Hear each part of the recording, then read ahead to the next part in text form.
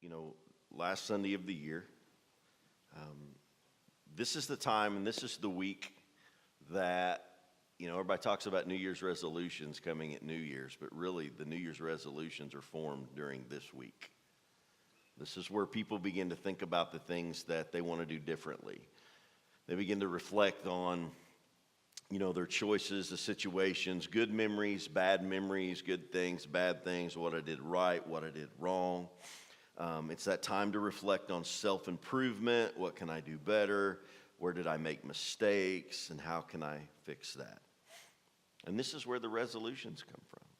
And the thoughts and the desires. We want to lose weight, want to get healthier, want to spend money better, better church attendance. We could go on and on and on with all these different things. So because of that, this is the time of year as these different things get ready to gear up. You see the gym memberships go up. Adam would attest to that. I've heard that story. January is a crazy month from the everyday gym for the everyday gymmer because it gets busy. And as Adam would say and has said many times, wait till February, things will clean out, we get back in a routine. But nonetheless, it happens. Health food stores, their sales go up. Video-based workouts, the sales go up in January. The church attendance goes up. Church serving goes up. And it's just a natural thing when one thing ends and something begins that we try to begin it in the right way. It just happens. Church giving goes up, for that first little bit because people make those commitments. They make those decisions to do some things different and to do some things better. This time of year, people spend time looking back, looking forward. What should I do about me? How can I be better? How can I do better? This morning, I want to kind of change the way of that thinking just a little bit if we can. And I'm going to share a couple of stories with you today. One from the Old Testament out of the book of Nehemiah, and then one later on out of the New Testament in the book of Matthew. And I'm actually going to read the entire first chapter of Nehemiah to you today. And so if you would just kind of bear with me and follow along on the screen. It goes like this. Chapter 1, verse 1, the words of Nehemiah, son of Hakaliah. In the month of Kislev, in the 20th year, while I was in the citadel of Susa, Hanani, one of my brothers, came from Judah with some other men, and I questioned them about the Jewish remnant that had survived the exile and also about Jerusalem. They said to me, those who survived the exile and are back in the province are in great trouble and disgrace. The wall of Jerusalem is broken down and its gates have been burned with fire. In verse 4 he says, when I heard these things, I sat down and I wept. You can keep that up there for just a second, just to kind of, give you a little bit of history. Nehemiah at this time was governor of the Persian Judea under King Artaxerxes. He was in a very powerful position. He was in a very wonderful place. He had the best of everything. But he was a Jewish leader in a different place. And so he gets this news of his people. He gets this news of this tragedy and this destruction that's went on in his country with his people. And it grips him deeply. It says, I wept. And then he goes on to say, for some days I mourned and fasted and prayed before the God of heaven. This wasn't just some, moment of just sadness. It wasn't just some moment of just thinking about, his people or just reflecting on that. This was something that truly gripped him inside, something that truly grabbed a hold of him, a passion, a desire that he just couldn't let go of. This was the prayer, when he spoke to God in verse 5, he says, then I said, the Lord, the God of heaven, the great and awesome God, who keeps his covenant of love with those who love him and keep his commandments. Let your ear be attentive and your eyes open to hear the prayer your servant is praying before you day and night for your servants, the people of Israel. I confess the sins we Israelites, including myself and my father's family, have committed against you. Verse 7. We have acted very wickedly toward you. We have not obeyed the commands, decrees, and laws you gave your servant Moses. Remember the instruction you gave your servant Moses, saying, if you are unfaithful, I will scatter you among the nations. But if you return to me and obey my commands, then even if your exiled people are at the farthest horizon, I will gather them from there and bring them to the place I have chosen as a dwelling for my name. Verse 10. They are your servants and your people, whom you redeem by your great strength and your mighty hand. Lord, let your ear be attentive to the prayer of this your servant and to the prayer of your servants who delight in revering your name. Give your servant success today by granting him favor in the presence of this man. I was a cupbearer to the king. Usually it was the king that granted favors. It was the king that asked of certain people. But in this moment, Nehemiah was gripped so much in this place, in this palace, in this place that, once again, he had everything. He was gripped with a passion that God had instilled, and he was willing to do whatever it took to see that through. I want to ask you a question today, and I want you to reflect on this for most of the morning, if you could. And really maybe it's a question that should cause us to reflect every single day, and it's just simply this: what breaks your heart? Now, I know we don't live in some of the poorest parts of the world. I know that we don't see a lot of things that other parts of the world see, unless it be via the news or the internet or things of that nature. But there are things in this community and people in this community and situations in this community, our home, that honestly should break our heart. Now, it might be something once again from here, and maybe your family, maybe it is in the city, people you know, people you don't know. Maybe what's going on in our country, in our world right now, it breaks your heart. It literally just grips you inside and makes you just really deeply just concerned and passionate. And, God, I wished I could just do something. It's a challenging question, and it's a dangerous question. And this morning I would like to break the norm, and instead of looking ahead to 2016 and asking, what can I do about me? Because that's typically what we do. That's what a resolution typically is for ourselves. What can I do about me? What can I change about me? But instead of just asking that question, now I'm not telling you not to ask it, but instead of just asking that question, what can I do about me? What if we ask the question, what needs to be done around me? What needs to be done around me? Once again, I know this isn't normal, because when we're reflecting and looking forward, we're looking at my mistakes and my faults and my issues and my successes and what I can do better and I need to change. Or maybe this morning, maybe right now you sit and you say, well, my life's good. My life is good right now. I don't know if I really have that passion for anything at this point, but honestly, my life is really good. My walk with God is really good. I feel Him and in everything in my life. And man, you're just kind of walking up here and just every situation seems to be going well, and your relationships are good, your finances are good, and your job's good. Everything's just kind of good. Your church life is just all good, and you're just in this place walking with Jesus in His presence, and it's awesome. And maybe you would be like, well, why in the world would I change that? Why would I change that? Why would I even want to disrupt that, in this moment? Because this is just perfect. I don't want to leave this. Once again, Nehemiah had the good life. He lived in a great place. He had a great job, all the food he could eat, probably the best clothes, some of the best friends. He was safe. He was comfortable. He had control. People looked at him in stature. He was a respected person. He had all of this stuff, the best. So why leave? Why leave? The second story that I want to share with you today comes, as I said, out of the book of Matthew. And it's a very well-known story, and one that pretty much just speaks for itself. But I saw something just a little bit different in this story a few weeks ago when I was just simply having a common conversation with Adam, and something just really spoke to me. And I began to look at this, so I want to read this to you. It's a story of the Transfiguration.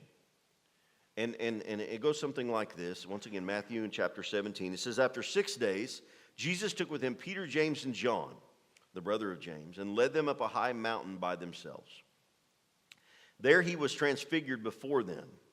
His face shone like the sun, and his clothes became as white as the light. Just then there appeared before them Moses and Elijah talking with Jesus. I mean, now think about this. You know, these guys have been walking with Jesus and talking with Jesus, and they saw some really cool stuff and all these really neat miracles. And then for whatever reason, Jesus decides to take these three guys up this mountain, and they are experiencing something that no one had ever experienced like this before. It was amazing. And in verse 4, Peter says this. Peter said to Jesus, "Lord, it is good for us to be here.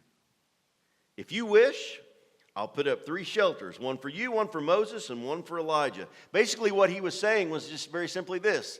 This is awesome. This is amazing. And I don't want to leave it. Why don't we just stay right here? Why would we want to leave this? But verse 5 says, while he was still speaking, a bright cloud covered them, and a voice from the cloud said, "This is my son, whom I love. With him I am well pleased. Listen to him." And when the disciples heard this, they fell face down to the ground, terrified. But Jesus came and touched them. "Get up," he said. "Don't be afraid." And when they looked up, they saw no one except Jesus. And then verse 9, as they were coming down the mountain, Jesus instructed them, "Don't tell anyone what you've seen until the Son of Man has been raised from the dead." Once again, what an awesome experience. This mountaintop experience with the Son of God. They saw him like no one had seen him. They got to see Moses and Elijah. I mean, just the awesomeness and the presence of God was just life-changing. It was the best. And Peter was like, "Man, I don't want to leave this.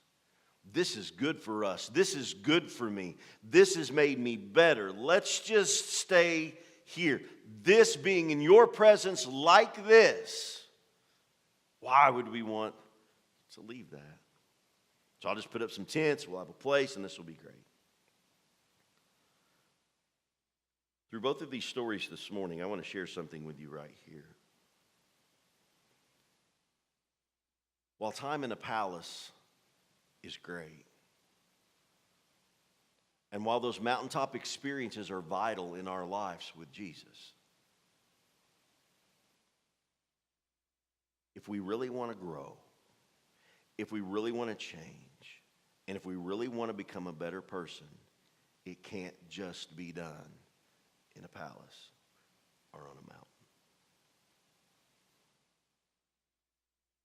Nehemiah knew that place was awesome. Jesus knew the experience that he'd given his disciples was awesome, but what they also knew was that those places, it's not where life's meant to be lived all the time. It's just not. Jesus had them come down that mountain. Right back into a place to where people wanted to kill him. Right back into sickness and darkness and sin and all the junk that the world had to offer. He after providing this experience for them and allowing them to experience it, how awesome it was. And Peter said, "Man, let's just hang out." Jesus understood that life change, as awesome as that was, and that was a necessity in their life, because I believe this. I believe that, that set them up for things to come after Jesus was going to go away, and it was vital. That experience was vital, but that's not where life was meant to be stayed in. That's not just where life was meant to be lived. Nehemiah knew he had to leave the palace, the comfort, the protection, the good life to make a difference. See, God had given him that burden there, but he understood that there was nothing that he was going to do about that burden if he just hung out where it was all good. And Jesus knew he had to come down that mountain. Why? I think I put this quote on the screen this morning, and it's just very simply this: to become better, you have to do something to make the world around you better. I want you to just look at that and read that just for a moment. To become better. And you can put whatever you want to in that situation to become a better person, a better Christian, a better husband, father. I don't care. to become better, you have to do something to make the world around you better. Nehemiah was going to help his people. He had to leave the palace. We've said that. If the disciples were going to help change the world, they had to get off that mountain. We've said that. Them growing meant them helping others grow. It was just a part of it. It was a part of that life. Them becoming better meant helping others become better. So once again, person, better Christian husband, better wife, employee, better servant at church, better teacher, better boss. Then do something to make the world around you a better place. Now, the really easy cop-out thing here is to say, Pastor Ron, I'm just one person. I can't change the world. And you know what? That's probably a true statement in itself. I can't just walk out and change the entire world. However, I can help somebody's world change. Does that make sense? I do have the ability to invest in somebody else's life and help their world to change. You saw the testimony of a young lady who is in the process of that change. I mean, that was real. She threw that out there. And is she where she needs to be? And if she was sitting here and will be here in a little while, I'll say the same thing. No. Do we all go through life where we have to make changes and get better? Yes. We shouldn't wait till the end of the year to begin to look forward to do that. It should be a constant thing in our life. But yes, those changes have to be made. But listen, a lot of those changes occurred in her life because somebody decided to invest in her life. A lot of your changes and my changes occurred because somebody decided that it wasn't just about making themselves better, it was helping me become better as well. So if I want to become a better person, if I want to become better whatever, you fill in the blank, then I need to be focusing on other people. How can I make the world around me better?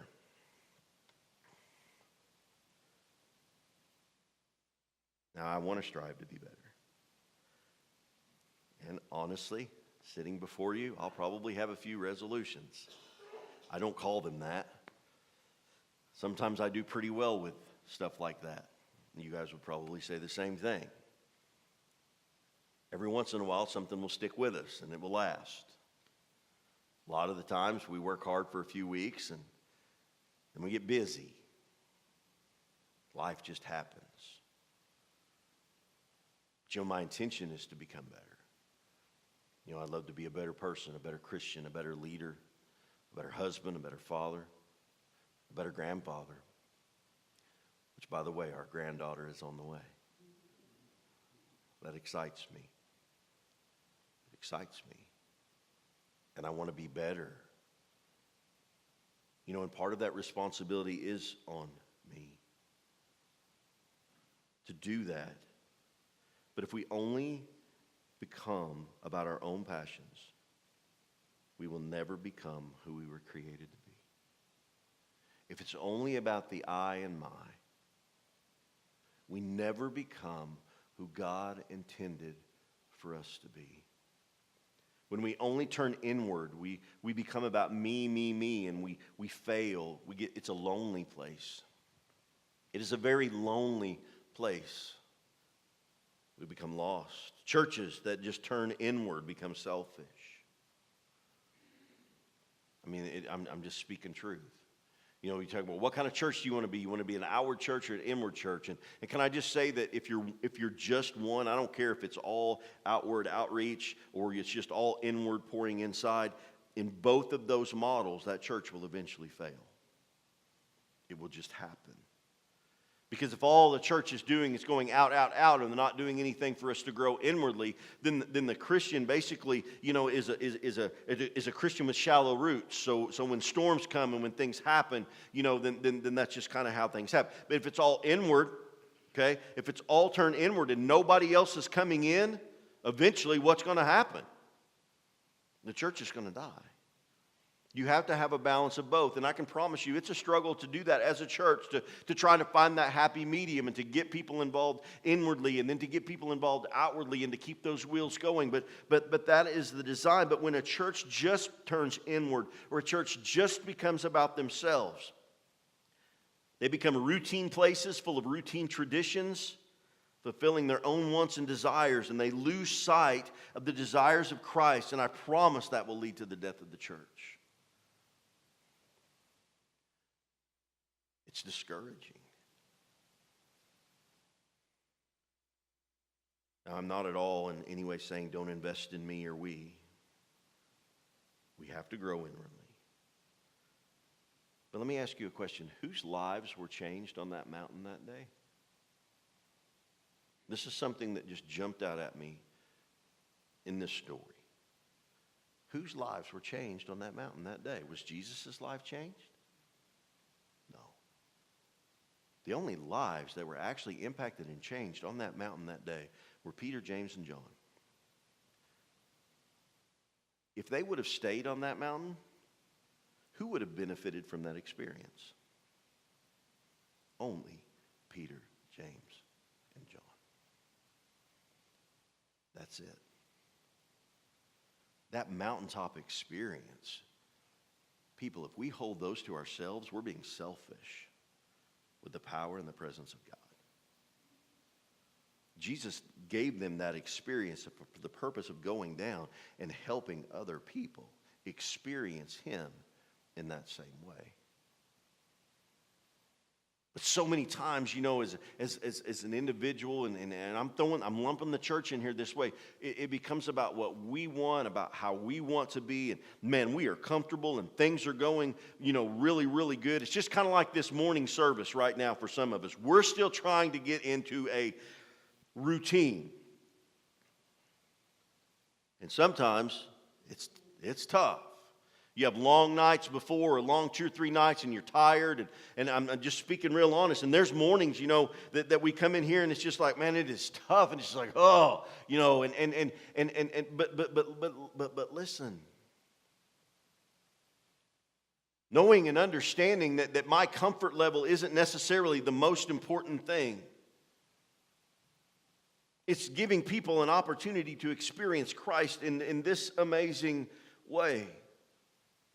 And once again, churches, they say, well, we're going to do this, and we're only going to do this, and because, not necessarily because of what God said, but because this is the way that we want it to be. And then everything becomes internalized, and listen, it is visible.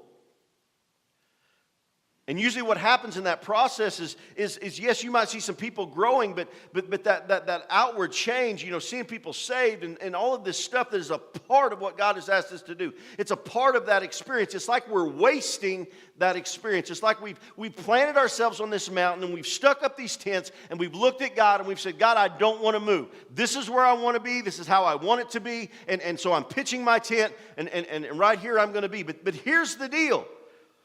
The disciples weren't the only one that came off the mountain. Jesus did too.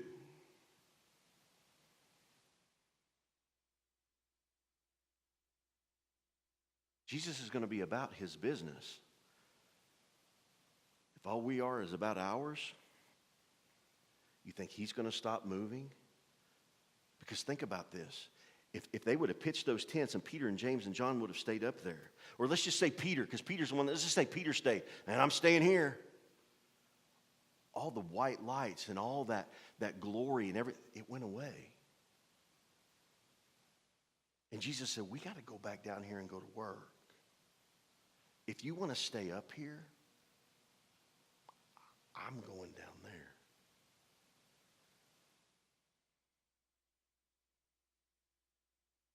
As a church, as I think about us moving forward in this whole concept, in January, we're going to be doing a few things different and really looking at this upward and outward concept more.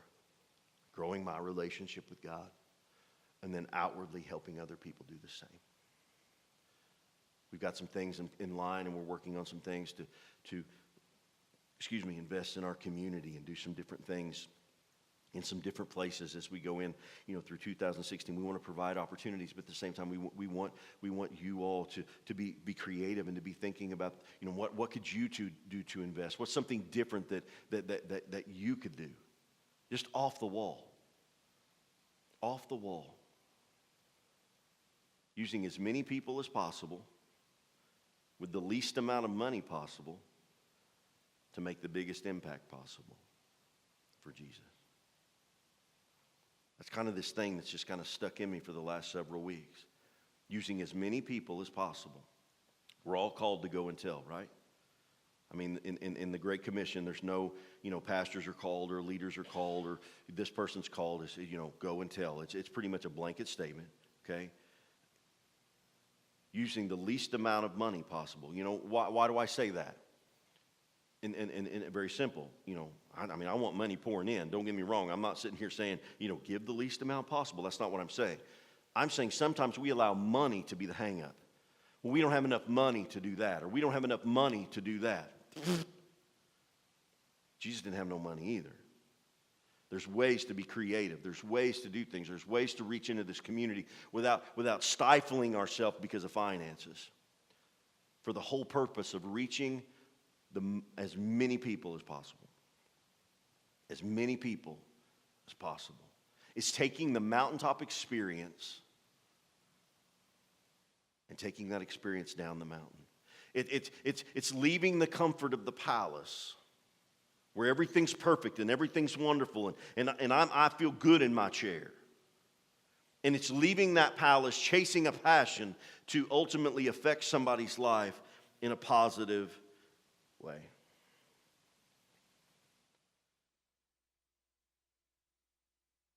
Our lives get changed by those experiences, but shame on us if we're selfish with them. So we're supposed to grow as a person, as a church, become better, learn and fix our problems, become healthier. But we don't get better by just investing in ourselves or sitting in a palace or staying on the mountain. And we don't become better by pawning our passions off on other people. Nehemiah knew for lives to be changed, he had to go. Both Nehemiah and Jesus had a passion for people. And he desires us to have that same passion.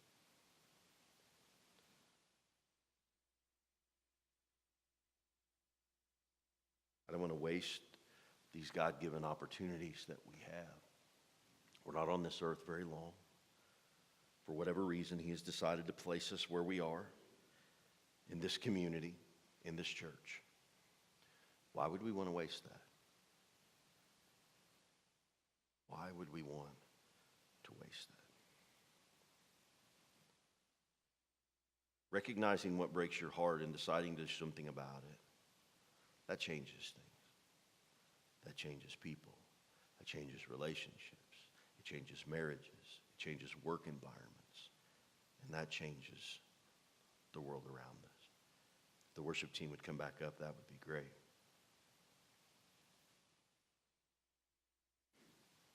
This morning,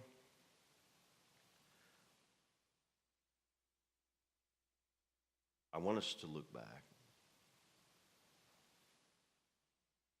It's always good. I've said this, I'll keep saying it. We learn from our past. We don't live in it. But look back. What are some victories that you had this past year? What are some things that didn't quite go the way you thought they would go? What were some things that maybe you could look back and go, golly, well, if I had to do that all over again, I probably would do it this way. I always, a lot of times I'll kind of, look at life and talk about it being like a roller coaster. A lot of ups and downs and sideways and twists and turns. And, if I look back in my life this year, I see a lot of places to where there was a lot of great things happen.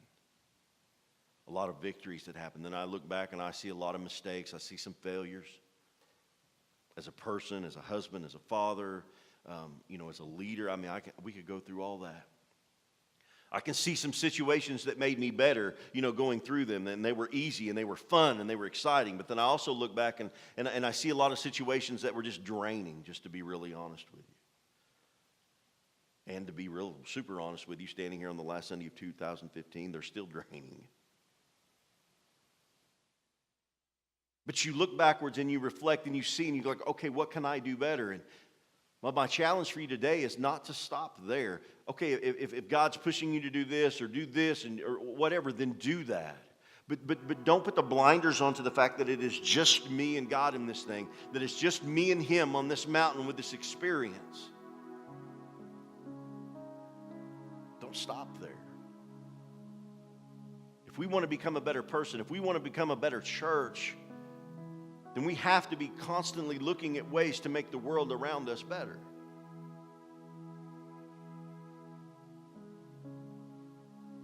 What is that for you? I don't know. What is that for me? I don't know. What is that for our church? Well, I have a pretty good idea going forward. Taking some risks, doing some things different, not being afraid to fall on our face, look silly. What breaks your heart? What's your God-given passion? What moves you? And if you know what that is, then my next question would be, are you doing anything about it? Are you doing anything about it? Now, this morning, I want to reiterate that the mountaintop experiences with Jesus are vital. We have to have them. You have to allow yourself to climb those mountains sometime and to get in His presence in that amazing way. I don't think we do that enough, just to be real honest. I don't think we allow it to happen enough because we're so consumed with routine, and we're so consumed with this, and we're so consumed with that. Man, if we just shut everything off, just listen to Christina play, and I just shut up for a minute, you can hear God. The rain that's pelting off that metal roof, it's gorgeous. I've listened to it all morning.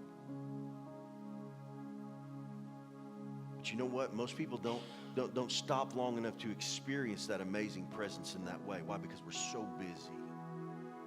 Because all this junk's going on in my life, and this is going on, and that's going on. I've got to fix this problem, and I've got to do this, and I've got to do that, and I've got to make myself better. And we don't stop long enough to experience that long enough to where it's something that God wants to give me. He wants to make me better. You know, not so I can pitch my tent, but so once that experience happens, I can head down that mountain. I can make a difference. I can make a difference. So this morning, I want us to worship for just a little bit. I'm going to challenge you today, whether you're standing in the place that you're in or sitting in the chair that you're in, or if you need to get up and you need to move around or whatever it is, can we just all agree for just a moment that we just leave life to the side for just a moment? And just kind of, close your eyes and picture the fact that maybe Jesus is wanting to lead you up a mountain this morning. Maybe He just wants to lead you up this mountain and give you an experience today. If you were the only person in this room right now, I believe that He desires to do that with you, with me.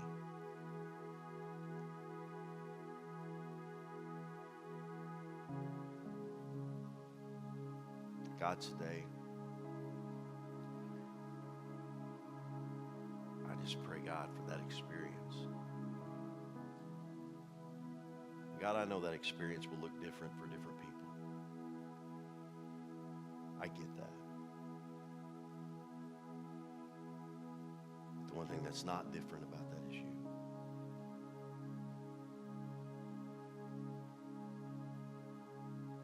God, as I hear the rain pelting off this roof, I'm reminded today that you care. I'm reminded today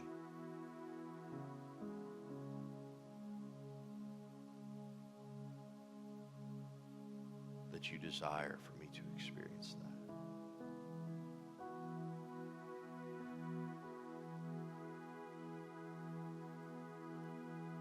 So God, today I just pray that we can get to a place for just a moment even to experience you in that amazing way.